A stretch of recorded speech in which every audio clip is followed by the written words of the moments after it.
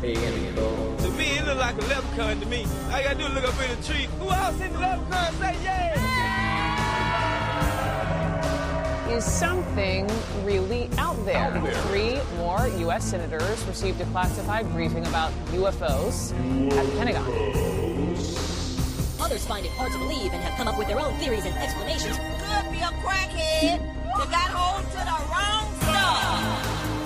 Oh, it's much scariest, terrifying thing I've seen in my life. Seen in my life. Seen in my life. Seen in my life. Seen in my life. Welcome to Mysteriousnesses, episode 49. Welcome to it. I'm your host, John J. And with me, my co-host, Eric Redinger. Redinger? Damn it! You had it. I almost had it. You second-guessed yourself. I second-guessed myself. I always mess up your name. I am sorry. But we have a very special episode for you on episode 49. But first, I want to thank everybody who's a new subscriber. We got a bunch, so we really appreciate that. So please click subscribe on YouTube and follow on Spotify. We are a video podcast in both of those places. We are audio everywhere else. And yes, we do have a very special guest, which is why there are technical difficulties, which is every time you have a special guest, something messes up. Yep. So we are really happy to welcome to the Mysteriousnesses podcast, Derrick Warfel, everybody. Here we go. We got him right here. I'm going to, I'll drop this. Hiding. Oh, there he is. is. He's hiding right there. Of course. Very mysterious. Thanks for having me on. Yeah, thanks for doing it. I didn't realize you're so close to us. We're a podcast based out of Florida. I see you're we're in Clearwater, and I see you're just in Jupiter, so it's not too far away from us. Opposite side of the state. Yep, I've been over there. You see a lot of spaceships shooting off from there, right? You can, yeah. A lot of satellites, a lot of spaceships from the East Coast. Just up the road. So I saw the recent moonshot. So recorded that. That was a pretty cool launch. The Artemis. What do they call it? The Artemis 2. Mm-hmm. Mm-hmm. I mean, it's 100 miles away, but I can still see it if it's a clear day. So. That's We see the when it's clear. We see the what do they call the. They're not Tesla, but they're the Elon Musk one. Starlink. That's what we see all the time over on this side. Yeah. Like, is that a UFO? No, it's just a Starlink. Right. So we're happy to have you on the show, Derrick. We are interviewing you. You got your brand new book is coming out, UFOs and God, which is going to be out on August 25th, correct? I think it's the 28th, somewhere around there, 25th, 28th, but you can pre-order it now. Yeah, that's what the thing that helps most authors, I think, is the pre-sales. That's what really helps. That's what decides how many you get on the shelf, right? Is what based on pre-sales. That's it. Yeah. So it's a fantastic cover. So we're going to be talking about UFOs and how they relate to God. One topic for the entire show, right. And it's a big topic. That's why there has to be. So you made a documentary, and this book is basically the companion for the documentary. Yes, absolutely. Yeah. So tell me a little bit about the documentary. Like, when did that come out, and what was that process like? Well, the documentary is not coming out till September 11th, which is kind of an auspicious date, I guess. Okay, yeah. How about that? Yeah, we're still, we just, I think, turned in all the delivery requirements just this week. So, it basically just, a couple of years ago, I was watching a lot of documentaries on TV and, Ancient Aliens on History Channel. And just as a person who studied theology, I was just kind of like, I think these guys have it wrong. and I looked around. I looked around for somebody else who'd done something on this, and there wasn't a lot. There were a couple books. There's only one other documentary I saw about 2017 by a guy called an Australian called Gary Bates. But I just said, well, maybe I should do something. And I called up another producer friend of mine who's pretty familiar with mysterious things like you're talking about. And we agreed to, make a documentary. And that was supposed to be a 2-year project. It's turned into 5 years. And somewhere along the line, Bill said to me, why don't you write a companion book? And I thought, oh, sure. I'll just write a couple pages, like maybe 70 page book. And 350 pages later, I've got this UFOs and God book, which That's goes how into I more feel like detail. all the best subjects are like all the best documentary subjects are like that, where you're like, oh, we're just gonna make a short documentary, and then And 8 go years down the later- rabbit hole. It's like, oh, it never stops. Yep. Yeah. So Derrick, what is the like 30,000 foot view, like as what your idea is as far as UFOs relating to God? Well, basically, I'll have to prove it to you, but I'll just kind of give the basic view. Is that I don't believe that they're intergalactic travelers, and I'm not alone. Some of the smartest people out there, like Jacques Vallée, said the same thing. They're not coming from another planet. They're not coming from another galaxy. They're supernatural beings. They're coming from another dimension. And I think Jacques Vallée doesn't he believe that there's some sort of ultra terrestrial, like they're from here? I don't know. At least one of the things that I read was that he believed that they were extra dimensional. So Okay. they could be in that sense terrestrial. Because if you're talking about extra dimensional, if there's a dimension right beside ours, they could be this close to us. You know what I'm saying? And we We would sit on our laps. Yes, and there's basically it's like literally they're there, but they're not there. If you shoot a bullet, it wouldn't hit them. You know, it's like because it's like a 6-dimensional being who enters a 3-dimensional space and then goes back to the 6th dimension. And you see that in the Bible. I mean, you see it all the time in the Bible. The one probably everybody recognizes is the angels in the fields at night when the shepherds looked up and they didn't see anything. A second later, they saw a whole host of angels singing, and couple of seconds later, that they were gone. Well, where do they go? Do they go to Jupiter or Mars or the Zeta Reticuli star system? I believe they, and there's other examples in the Bible like that, where these extra-dimensional beings enter our time and space, and then they leave our time and space. You know, and so basically, but I think he spoke, Jacques Vallée spoke before the UN and said, they're not extraterrestrials. They are, in fact, extra dimensionals, but they're trying to engineer a belief that they are extraterrestrials because that's more fashionable to us in the planets. I mean, in the present time, I agree that that's more fashionable. I guess like the Ancient Aliens basically has the idea that they are intergalactic or galactic beings that have visited before and pretended to be gods. Correct? Yes. Well, I mean, you know, so why would they not pretend to be gods now?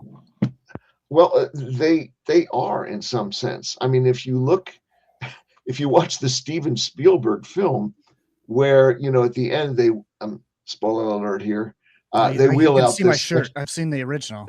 Okay, seen the they wheel out this kind of ancient extraterrestrial, and he just says, "Listen."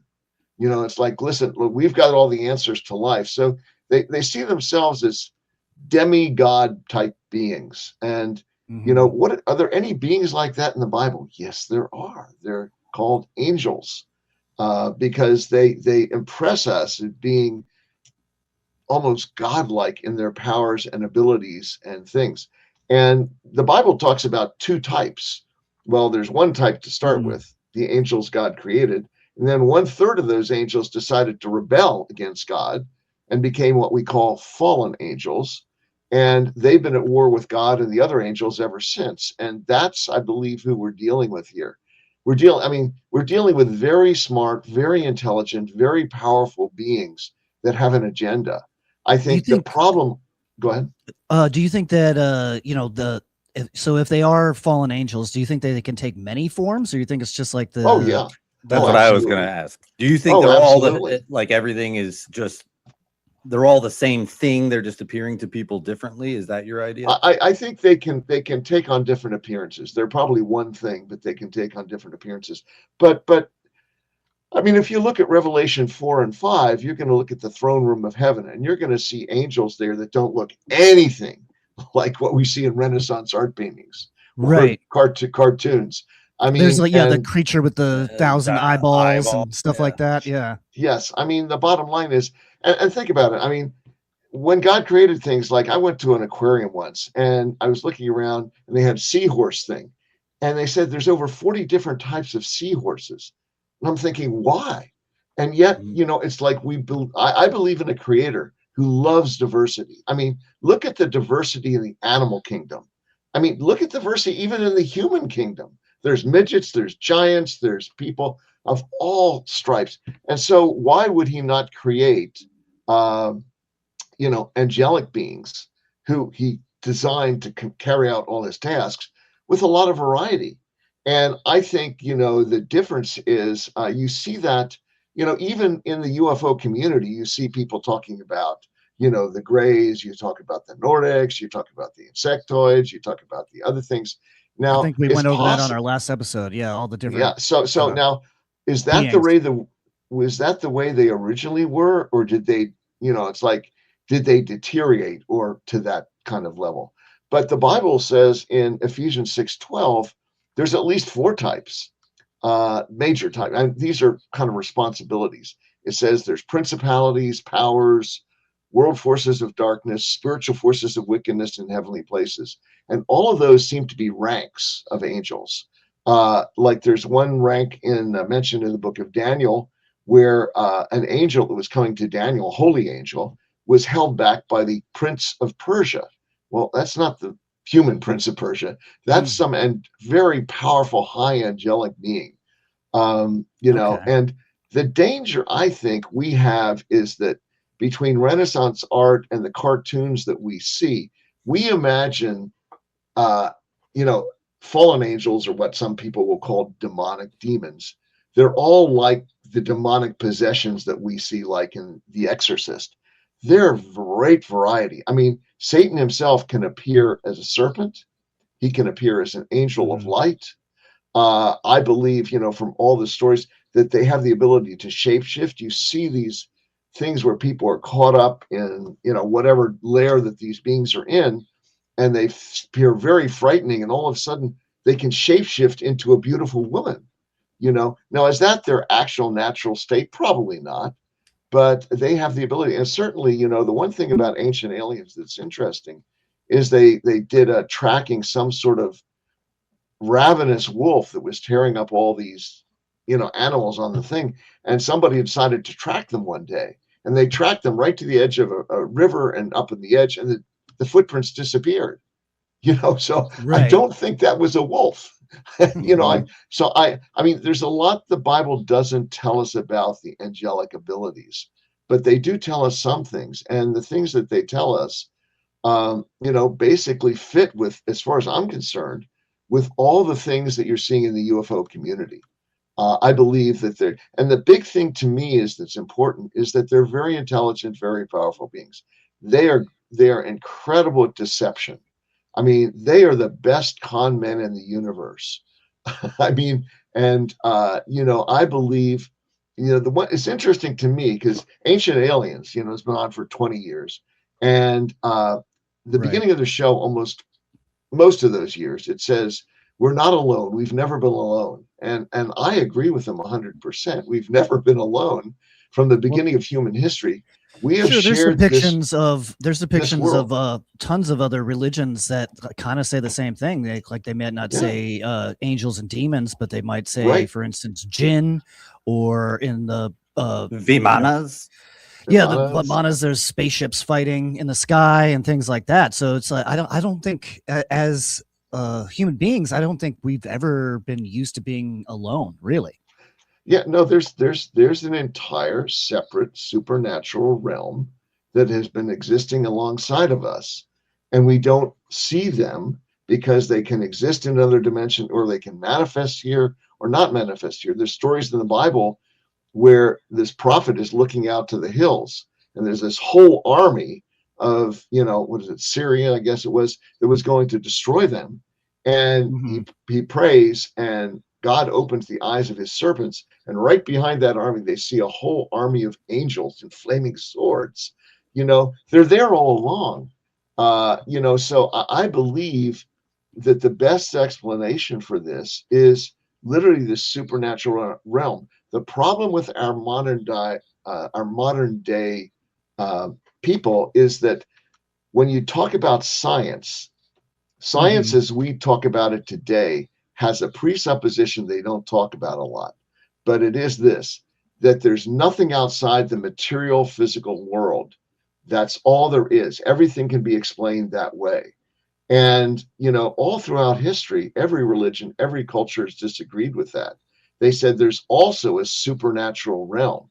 And you've mentioned it right there. The ancient Egyptian gods, the ancient Near Eastern gods, the Arabic jinn, which are, most of what we see about the jinn is the genies, is kind of they're very friendly beings that give us 3 wishes. You look back at Arabic folklore, they're very dark beings. They don't give us 3 Yeah, they're wishes. scary. Yeah, for sure. And the same thing for the lore about fairies. They say, oh, it's like Tinkerbell. And you look back there, they're dark beings. They have a whole theology. Yeah, so that's just fairy propaganda. All the Peter Pan stuff. The good fairy. Trying to convince you that they're good. Sure, have some of this cake. Yeah, come on over here.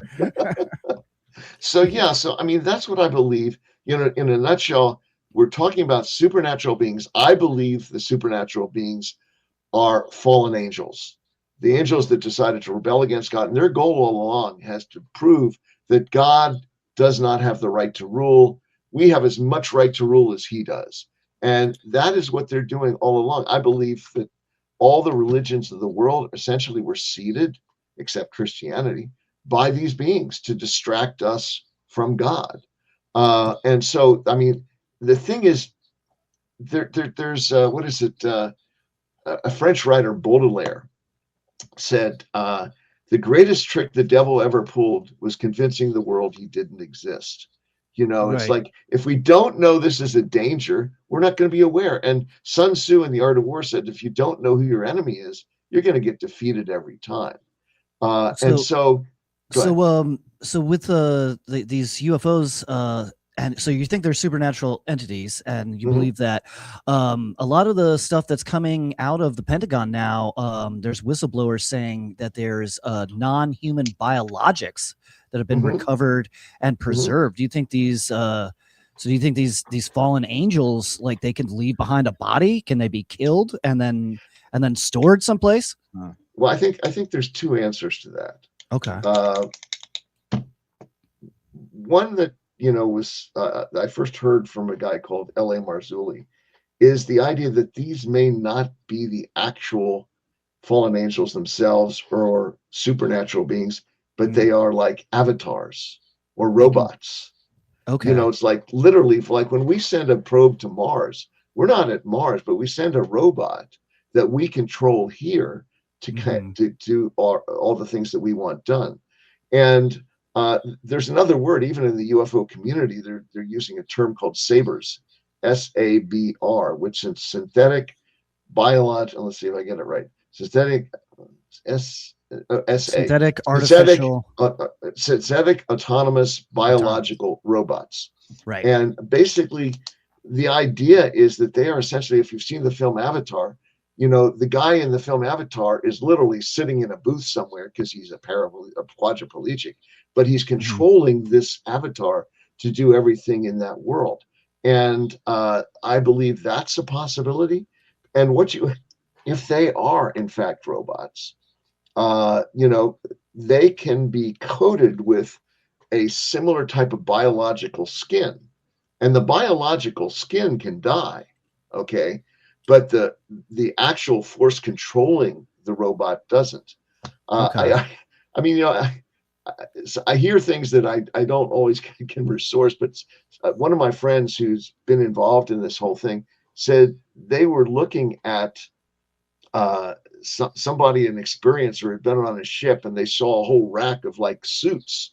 It almost seemed like gray alien suits, that were just hanging there that could be filled. I don't know if that's the case. I've heard of that, where it looks like they're like deflated gray aliens, and they just need to be blown up with some life force or something. So I think it's entirely a possibility that they are, we know that the angels cannot die. They're eternal beings. So there has to be another explanation for that. Is that what you think UFOs are? Like, you think that they're just being like they're same thing as as a gray alien? It's just like a craft that's being controlled from outside of our space time.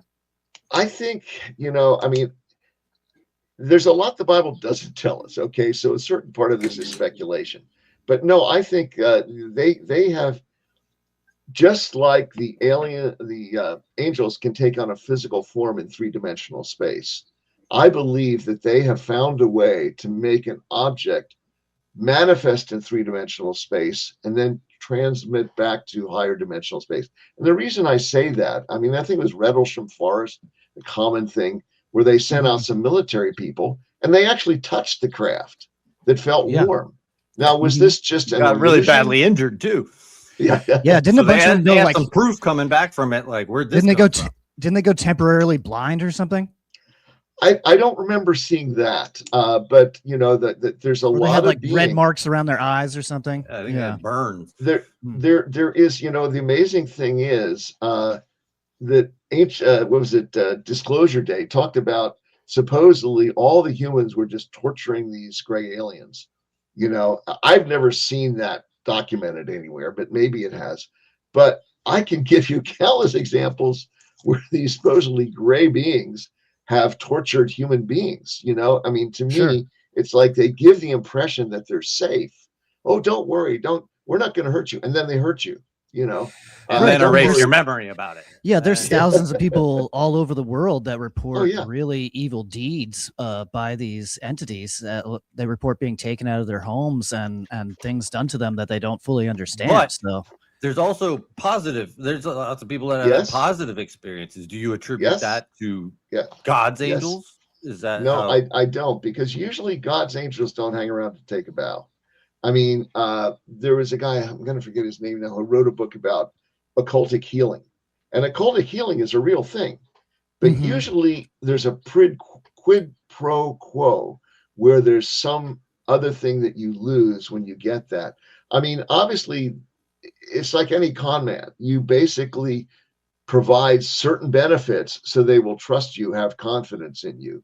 But getting back to your point about physical damage, there's people who've, you know, when their car stops and they see some spaceship in the distance, they get out and then they have a sense of missing time. And afterwards, I mean, I put this in the book, there's a government report where they list all the things, just not necessarily the people who've been taken onto a ship, but hair loss, headaches, fever, nosebleeds, heart palpitation, burned skin, nightmares, brain problems, paralysis, missing time. I mean, these are just some of the things that people who have stopped and watched these flying saucers for a period of time, experiences that they have. It's not a harmless situation. I tell people, you know, if somebody says, "Hey, come on outside, take a look. There's a flying saucer."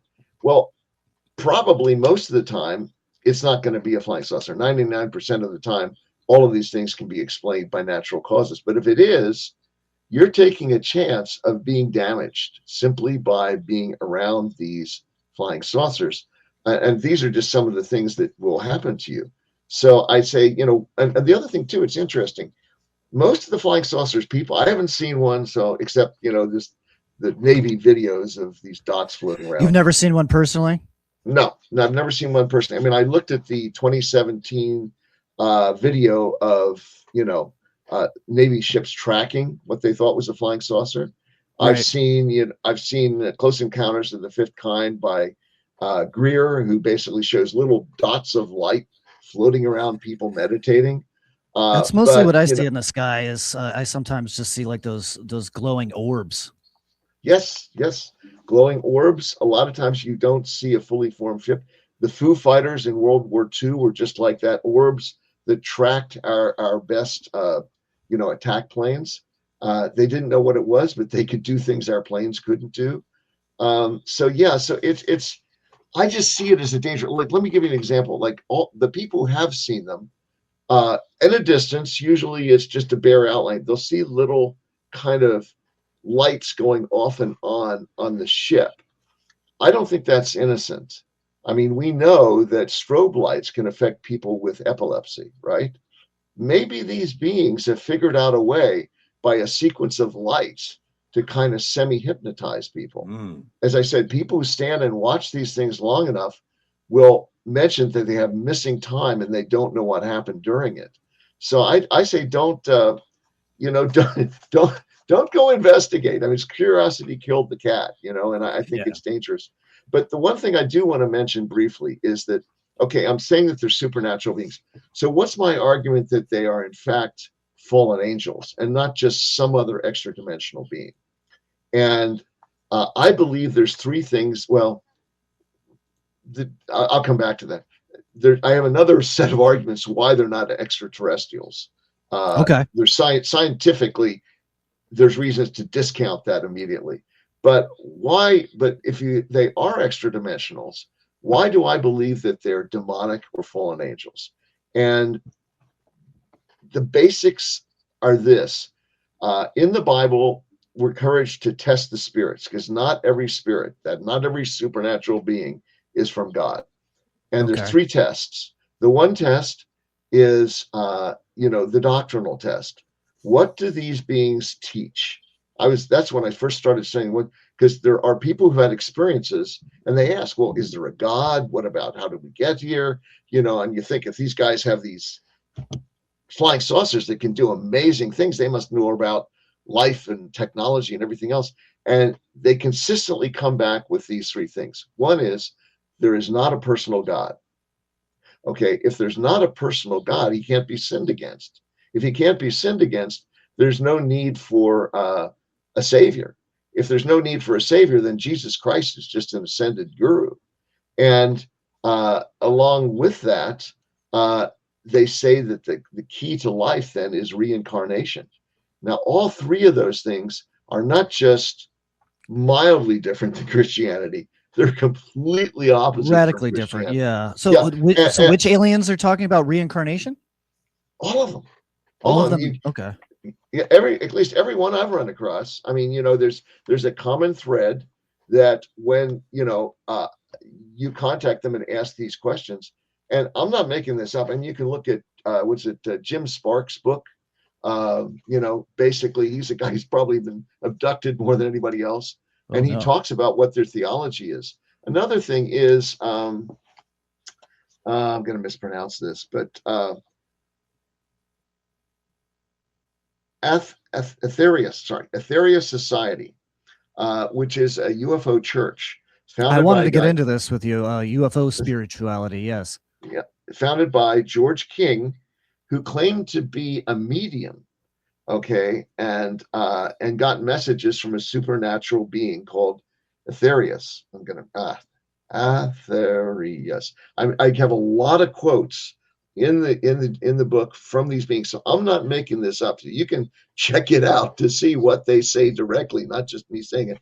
But I'm just summarizing it. That literally, it's completely opposite. In fact, it's almost exactly like New Age. It reminds me that reminds me of Edgar Casey getting messages from the Atlanteans. Yep, exactly. And the same thing here is that basically, if you look at this is almost right out of the occult. Like Edgar Casey, for example, talks about, there is a river of knowledge, and I'm going to forget it now. There's a book that basically people who study this thing say. Anyway, a collection of knowledge, of occultic knowledge of everything. And I believe that's what he's talking about. And there's no question, Edgar Casey could diagnose illnesses of people he never met. Mm-hmm. He could prescribe cures of medicine that hadn't even been existed. I mean, as I said, these beings are very intelligent and very powerful. They know a lot more than we do, and they use it to con us. But the basic thing is they deny the basics of Christianity. And the Apostle Paul says, if anyone, even us, or even an angel comes to you with a different doctrine, let him be accursed. So that's the first thing. The second thing is Jesus himself says, you'll know them by their fruits, false teachers. And you look at the fruits of these beings. We've already talked about the damage they do to people who've been around them a lot. And we give examples in our film, people who've had experiences and they're on camera and they talk about how they're lied to, how they've been damaged, have they lost their finances, their health, their families, their job. And it's like literally, these are beings that constantly will say, the first thing they say is, don't worry, we're not going to hurt you. And then they hurt you. People who've been taken aboard these ships, they're probed, they're run experiments on. They've had semen extraction. They've had women, essentially, I don't know if they say mutilated, but just played with their genitals. I mean, literally, these are or beings, impregnated. I've heard things where it's like, and then they keep the baby. Yes, yeah. That's another thing. Now, is that just a story? I don't know if that actually happened, but the point is, every one of these people's Travis Walton. I mean, basically, there's a couple people who've been treated well. I'll be honest, but the point is, it's like anything. You're going to get somebody to work with you to get other people. Right. I mean, I've never believed that entities that attempt to erase your memories afterwards had anything good going on. Yeah. Yeah. So I guess this is the second test, is the fruits test. They failed this. A bad fruits, a bad tree can't produce good fruits. So those are the tests. And one of the other things is you look at what they're getting it from. As I said, like Stephen Greer, perfect example. How do you communicate with these beings? Well, you use transcendental meditation. Now that sounds harmless, but I used to study it at seminary, and I studied it and I realized it's really just an off branch of Hinduism. I mean, because the actual initiation ceremony for transcendental meditation involves an offering. You bring a fruit or something else. You have to bring a fruit. You have to bring a fruit and a flower. Right. And you have to recite certain things, which are essentially praises to this ascended guru. And then at the end, you're given a mantra, which is often a Sanskrit word, which is named for one of the ascended Hindu gods. So that's hardly just a technology. It's a religion. Well, I mean, you can choose any religion you want, but let's be honest, it's a religion. And what type of religion is it? Well, of course, as Christians, we believe in Hinduism is, I think in Hinduism, they say there's 330 million gods, small g gods. Right. Well, that would fit exactly with the fallen angels, That's what I was going to ask you. These ancient religions like the Greeks and the Romans and the Hindus and stuff, you think those are the same entities that are presenting as extraterrestrial visitors? Yeah, absolutely. I mean, they are, in other words, this deception has been going on since the beginning of human history. It starts in the garden with Eve, and it continues even in Jesus Christ. You have Satan trying to tempt Jesus Christ. You have the ancient Near Eastern gods. They're all, the goal, again, you have to look at the big picture. The big picture is, if these beings are fallen angels, they either win this battle or they're going to eternal damnation. Okay. So they have to prove that God doesn't have the right to rule. And they almost succeeded before the flood. I mean, they literally had everybody on their side. The book of Genesis says every thought in the hearts of men at that point was evil, except for Noah and his family. And then, of course, start from square one again, and they tried to deceive people. But this deception is going on. And the goal is basically to get everybody, all humans on earth, following them, to try to prove that God, or they'll try to, like, for example, when God makes a promise, they have to disprove the promise. Like God makes a promise to Abraham that all his offspring, the Jewish people, will survive. Well, they tried to disprove that during the Holocaust. Why are the Jewish people of all nations the ones that are attacked the most? They're always, I mean, they do seem to be targeted throughout history. Oh, yeah. I mean, it's like literally because God said they're my people. Now, the Bible also says not all Israel is Israel, because some did not follow God. So there's this, the big picture is they want to prove God does not have the right to rule. And so everything. So where are the angels then? So if these are the fallen angels and they have this agenda and they're definitely coming after us, they're up to no good, not good for us at all. Where are the not fallen angels in all of this? Well, the not fallen angels are all around us. I mean, they do not stay around to take a bow. Occasionally you see examples, like when Daniel prayed for wisdom, an angel came to him and gave him a prophecy about the end times. And it's Daniel 9. is one of the most important prophecies in the whole Bible, because it took it from his time to the end of time, what was going to happen.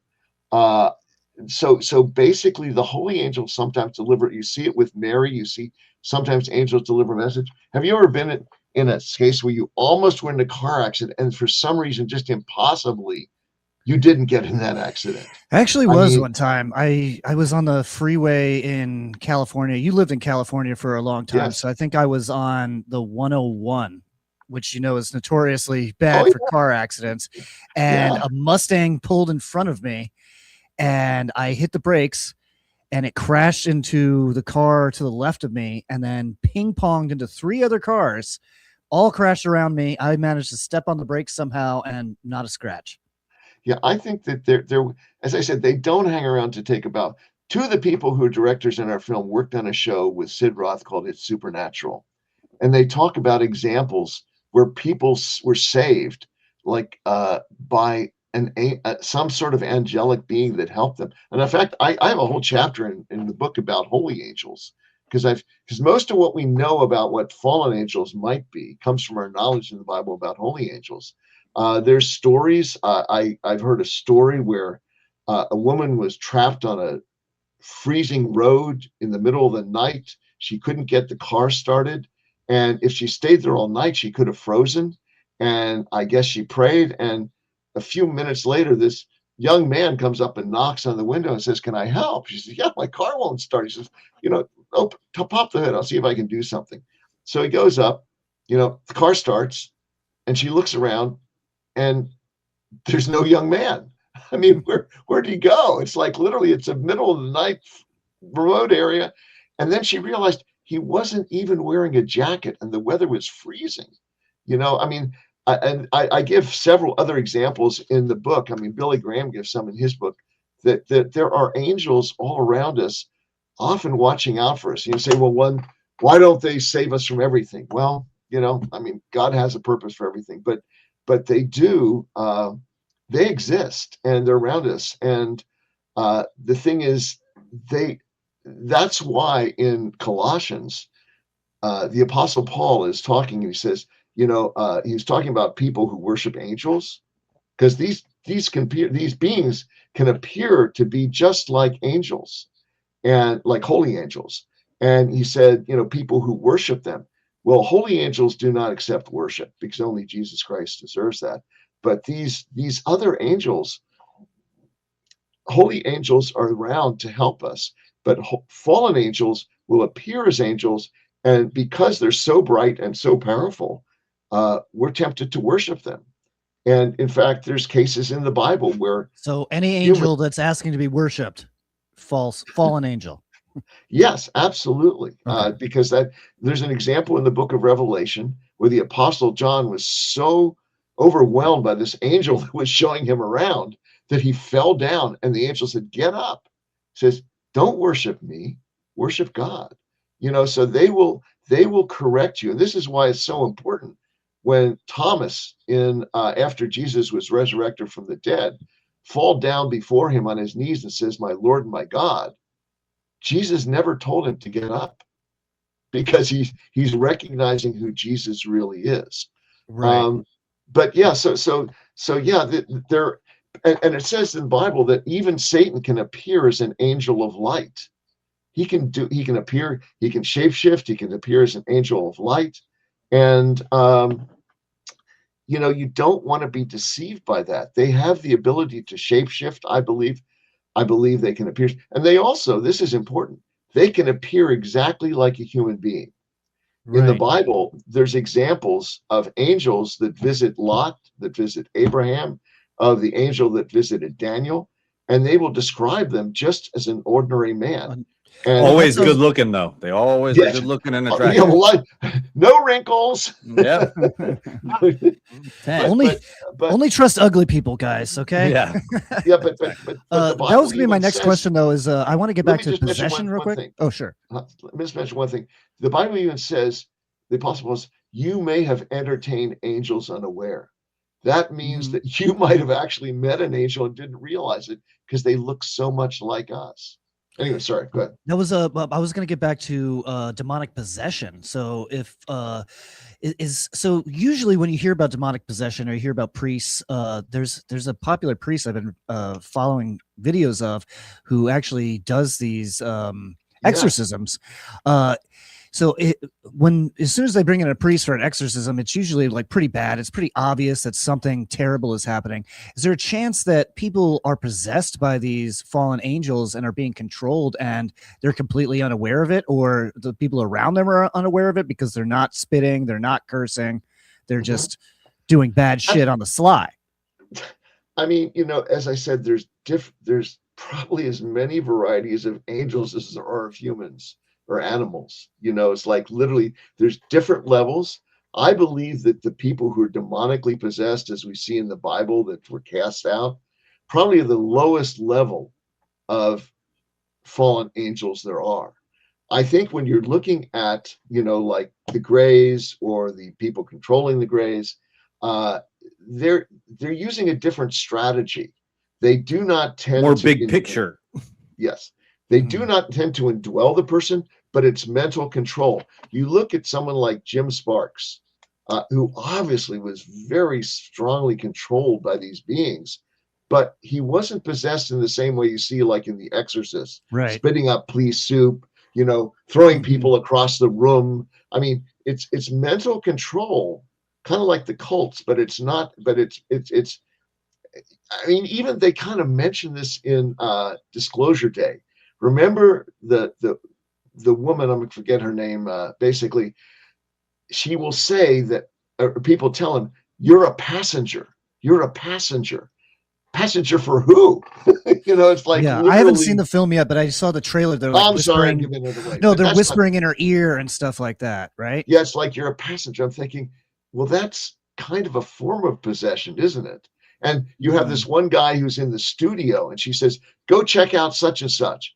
And he goes, "Well, he's the director. Why is he taking directions from the actor or the newscaster?" And he starts to head off to do that. And he says, "I guess I'll do it, but I don't know why I'm doing it." It's like literally. That does sound like possession, yeah. It's interesting. I think it's different. It's not the same level, but it's interesting to me that people who've been involved, and one of the people who worked on our film was involved in exorcism. And he says, as he looks at these examples, they look very much like everything that he's seen when he was involved in casting out this demonic spirit. And there's other people, even in the UFO community, who say the same thing. I think jokingly, Carl Sagan was talking about, these Greys or other beings, supposedly intergalactic beings. And he says, this looks more to me like medieval demonic possession than it does like intergalactic visitors. They didn't meet what he thought what an intergalactic visitor would look like. There's one thing I want to mention, and this is important. How do we know they're not intergalactic visitors? Okay. And I think you can just do this scientifically. We talked to a guy, astrophysicist called Hugh Ross at Reasons to Believe. And I go into detail in the book. I'll try to make this really short. But there's 3 reasons why it's virtually impossible for them to be intergalactic visitors. The first one is the uniqueness of the Earth. Most people just say, well, if there's a planet a certain distance from a star, there's probably water on some of them, and there might be billions of planets out there like that.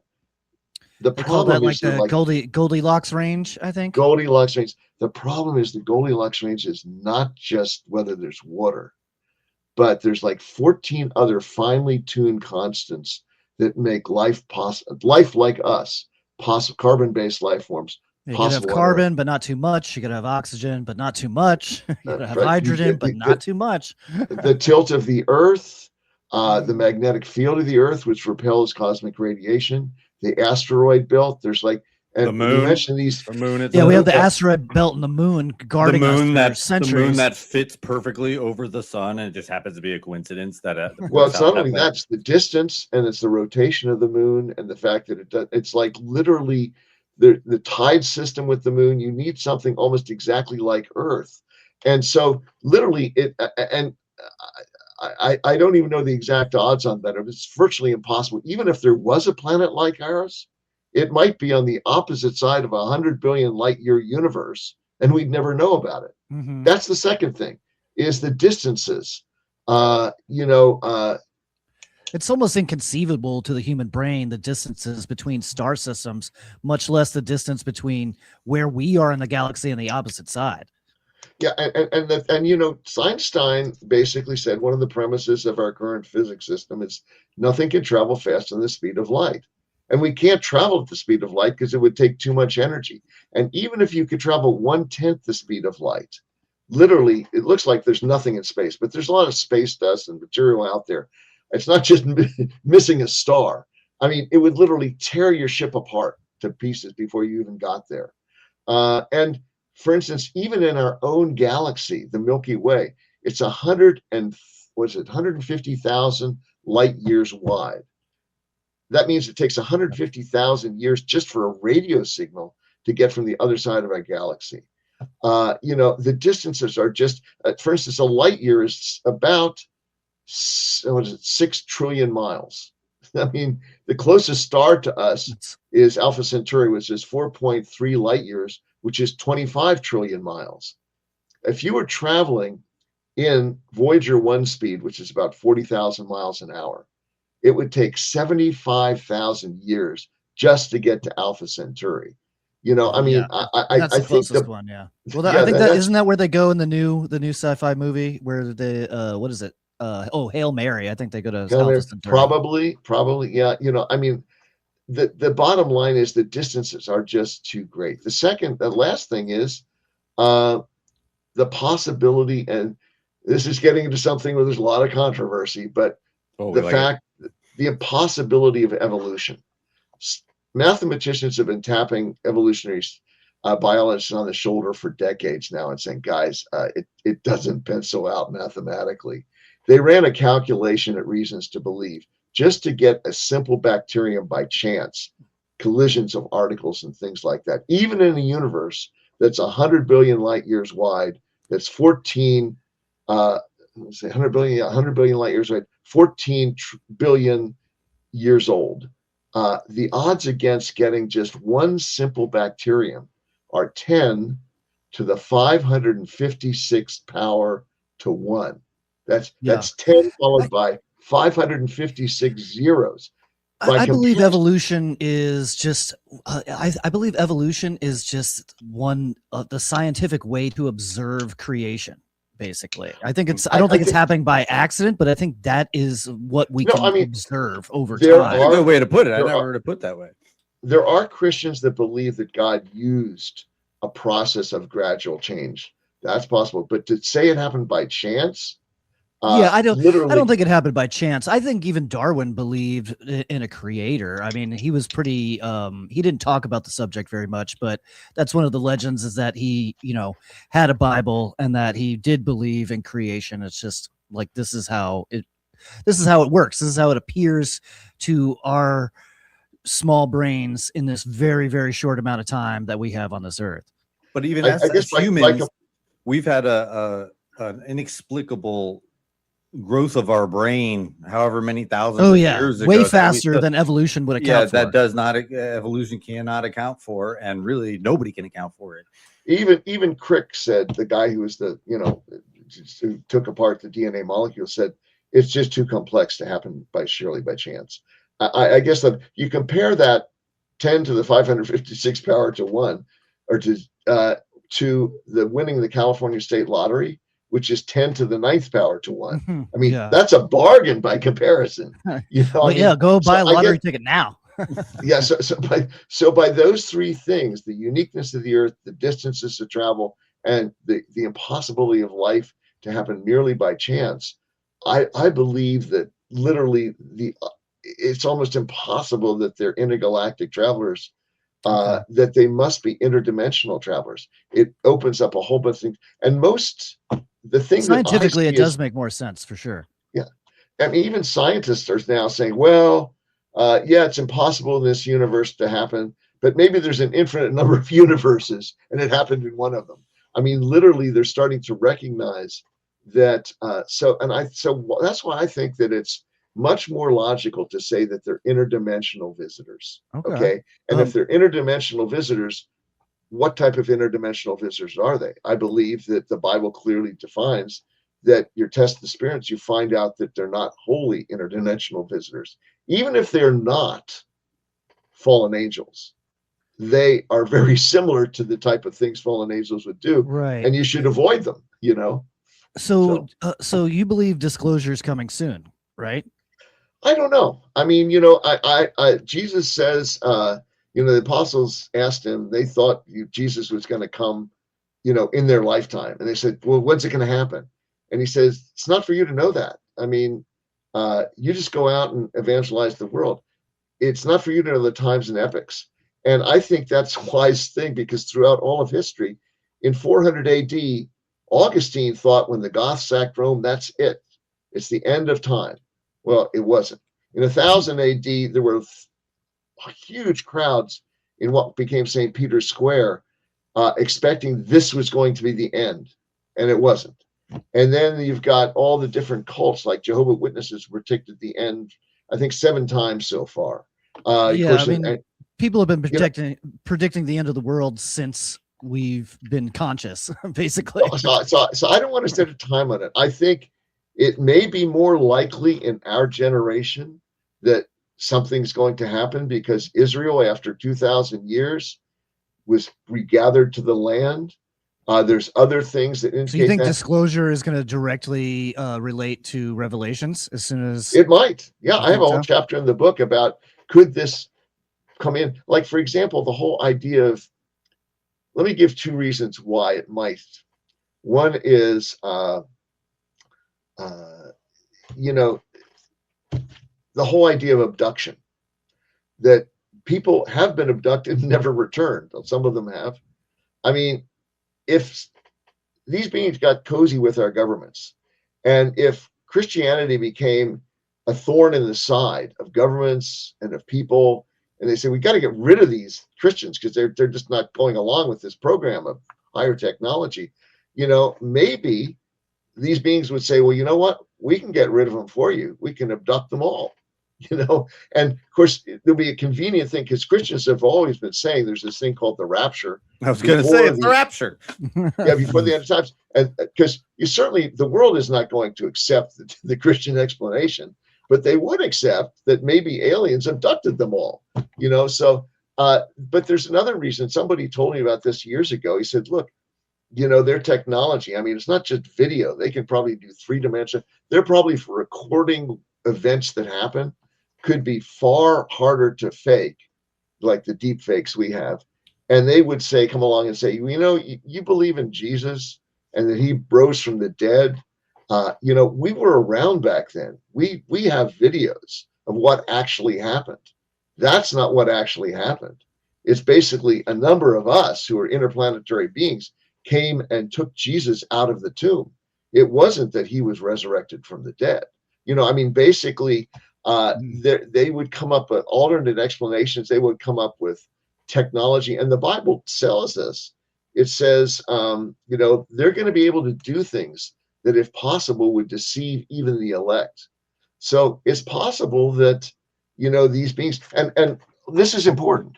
In the book, and also in Ancient Aliens, there's 2 major figures. One was the former head of intelligence in Israel, and the former head of intelligence in Canada, who basically, on tape, you can find the tapes and watch it, say that, oh yeah, these beings exist. We know about them, and we've been talking to them, and they want us to join an intergalactic federation, just like in Star Trek.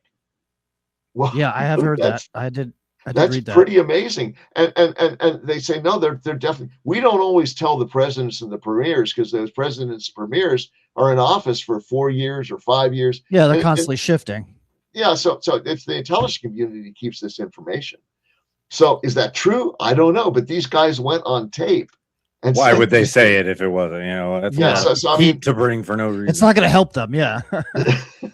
I mean, they're retired now. It's not going to. So right. I think that our governments, if I'm correct, that these are supernatural beings that can manifest in our time and space, that they have been in touch. with political leaders. There's an example on Asian Entities in the book about a what was it? Is it? It's not Mr. Janus. There was a guy who contacted one of the heads of the RAF who spoke to the former husband of the Queen and said he wanted to talk to him. There's stories about, there was a chaplain who's retired who said, no, Eisenhower met with them on a certain base sometime. I guess he had signed an NDA, but he broke it. So are these guys telling the truth? I don't know. But it seems logical to me that if you look throughout all of history, that these beings have been influencing leaders all throughout history. In fact, the way that we learn about Satan in the Bible is about how Satan literally was controlling a world leader. Is it Isaiah 14, Ezekiel 38? It talks about the prince of Persia. And it says, God, there's a prophecy against the leader of Persia. And then all of a sudden it goes into talking about things that a human leader could not be, that you were in the garden, you had all these things, and you were cast down. And it's like, what? This is not a human leader. So it's talking about the force behind the human leader. So I believe that I think that idea has been depicted in film and TV and video games and books and stuff. So I've definitely seen that trope, and I know it's based on a Bible verse. Before we get out of here, read it yourself and see what you think. It's Isaiah 14. Isaiah 14. Writing it down. Ezekiel 38. It talks about the human leader, and then it talks about the force behind him.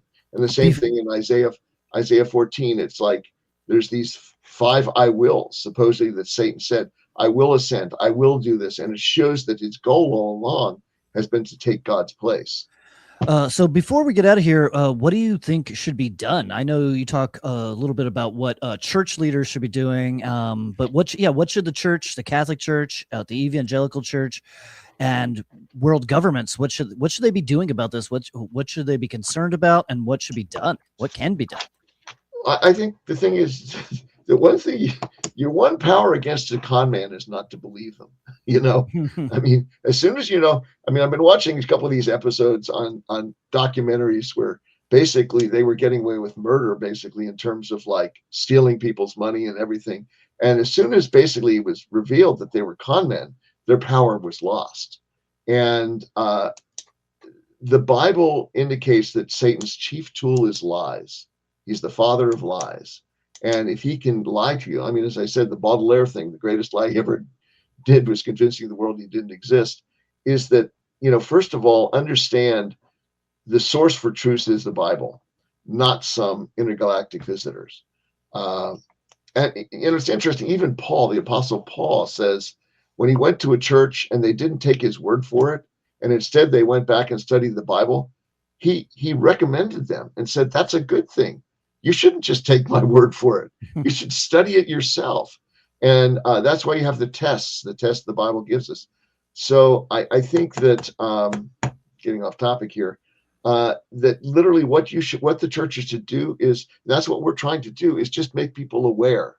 Because when you're not aware, then you're subject to be conned. Do you think the Catholic Church knows these things? Do you think, because obviously the Catholic Church knows about demons and fallen angels and holy angels. Do you think that they know that these entities are those things, or do you think they're clueless? Well, obviously Catholic Church is a big organization. Some do. I mean, you've seen the articles in the newspaper about this one guy who's an exorcist. He says, no, these are just demonic beings. And a cardinal came along and said, stop this man. He shouldn't be saying these things. So I think there's going to be a lot of pushback. And I find that when, I'm sharing these things with people, I run across Christians who say, I don't believe in UFOs. And I'm saying, well, that's crazy. Have you said you can believe in God, but you can't believe in UFO? But the thing is, it's like literally, I was in the same boat myself up through the 1980s. I thought, it's just a bunch of crazy guys out there. And I just ran across too many credible testimonies, too many credible sightings. I mean, in 2017, that video that was released from the Navy ship in the Pacific tracking a UFO for 3 days. And so we went and we interviewed that guy for the film, the radar operator. And so, he says, yeah, we tracked this thing for 3 days and it did things that we can't do. That nothing the Chinese or the Russians or us, it's way beyond our technology. And so, I mean, if you study this, so something is going on, whether you believe they're interplanetary visitors or angels or whatever, something is going on. There's directed intelligence to control these ships. So how do you explain it? Yeah. I mean, just by burying your head in the sand doesn't solve it. Yeah. We can't explain it, but I'm not going to say I don't believe in it. At this point, anything is possible. Well, but it's been a joke. People have to believe in it. People see it all the time. So it's not something you need to believe in because people just see it constantly. Yeah. Well, it's been a joke for so many years. I mean, no one wanted to say, and frankly, the people we talked to didn't want to admit that they were involved because people would write them off as crazy. And the government has spent a lot of energy, and we have chapters on this, suppressing this information. Mm-hmm. And I think the reason they suppress it is there's this theory that literally the only thing that's keeping people obeying laws is that they think there's some celestial God that's keeping an eye on everybody. And if they don't believe that, well, there's just not enough police forces around the world to stop the world from going crazy. I mean, I don't believe that myself, but I think that's the secular belief, that we have to keep people from believing that, there's not a God up there and there's just these beings, and I think that, I think they're wrong. I think that, there is a God. And I do think that people probably wouldn't just go crazy, but we talk about that. Could they? Would it be dangerous? And maybe there's this idea of some people would act. I mean, just in any bad circumstance, there's always people that are. There's always outliers. There's always outliers that are going to take advantage of the situation. But I agree with you. I think in most people's hearts, they're good people. And just because some aliens showed up, they wouldn't, throw all caution to the wind and start hurting their neighbors. I don't believe that at all.